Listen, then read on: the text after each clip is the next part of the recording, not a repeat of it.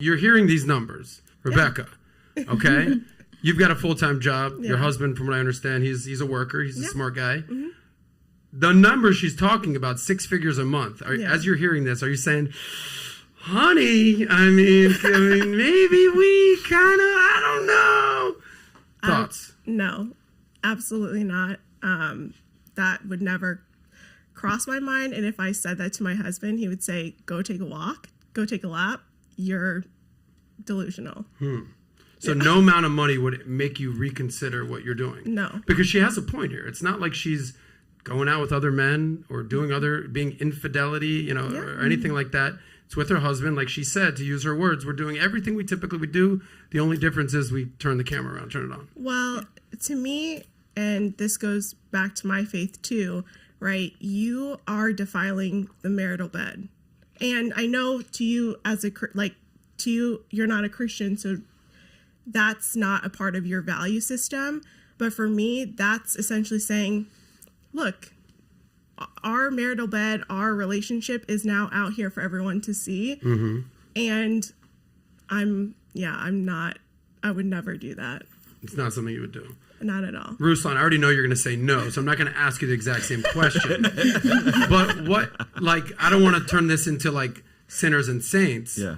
But it's almost like she's using religion as like no, according to my religion, can't do that. It's my value system. That's totally cool. Yeah. No, but you as a follower of Christ, what would the Bible or Christianity have to say about what? Because again, not cheating on her husband, all she's doing is turning on a camera. Yeah.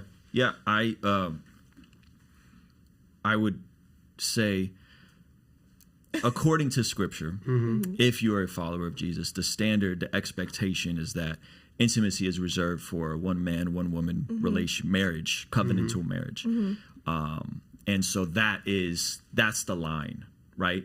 That's God, that God designed this amazing thing called sex. That's phenomenal. It's incredible. It's one of the best blessings out there.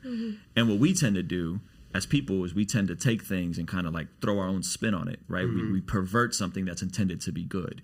Food is good. What do? We make highly caloric, dense, compressed, fried food with as many calories, and it tastes great, and it's yummy, and it's fulfilling. But what happens if you just eat processed fast food? You're going to get overweight, and you're not going to like the results you get. And so I think most things that we're talking about are in the category of this is an amazing gift from God. Food, sex, alcohol, whatever, fill in the blank. And we take them and we distort them, we pervert them from the original design. And so I think it's less about you and your husband. I think it's who is the demographic that's consuming this, and is it adding a net positive to human flourishing, or is it reinforcing dysfunctional behavior in a lot of men who are maybe becoming more socially isolated? I mean, I'm sure we're familiar with a lot of the incel community now, right? And so like, is this causing a man who's consuming this, not just you, but in general, right? Is this causing them to view women as image bearers of God? Is this causing them to have a healthy expectation of what sex is? I have no idea how elaborate and advanced your guys' videos are. Very educational. Right?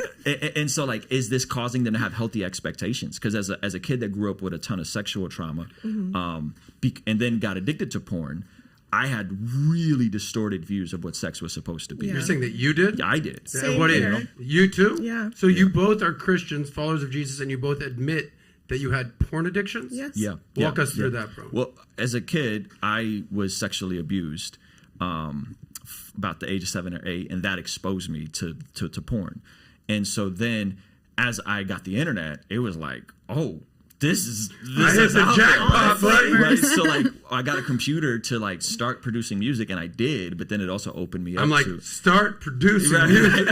And so that was a stronghold over my life. Like that was an addiction for a while, and I carried some of that. What do you consider a porn addiction? What does that mean? When you don't want to do something, but you do it anyway. When I go, I feel convicted. I know this doesn't help. This doesn't help how I view women. This doesn't help how I view my own sexuality. This doesn't help anything. This causes shame, and I can't control it. I think when you can't control something, it's an addiction, right? When you it controls you. It right? controls you, control it. And that's definitely what it was. And so then getting married, and my wife was, she didn't have a bunch of sexual partners, and so like then taking that into marriage. So definitely, so I'm speaking as someone as on the other side of being freed from this.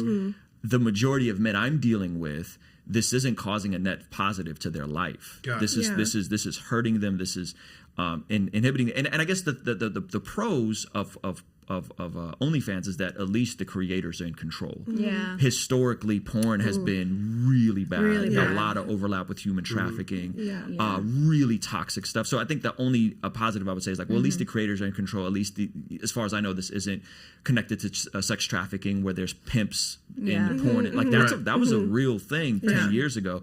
So, but I would I would ask, man, the dude that's looking at this stuff, is this causing him to add a net positive to society? Is this causing him to be, or is this causing him to insulate deeper, to grow more dysfunctional, have more issues with his mental health?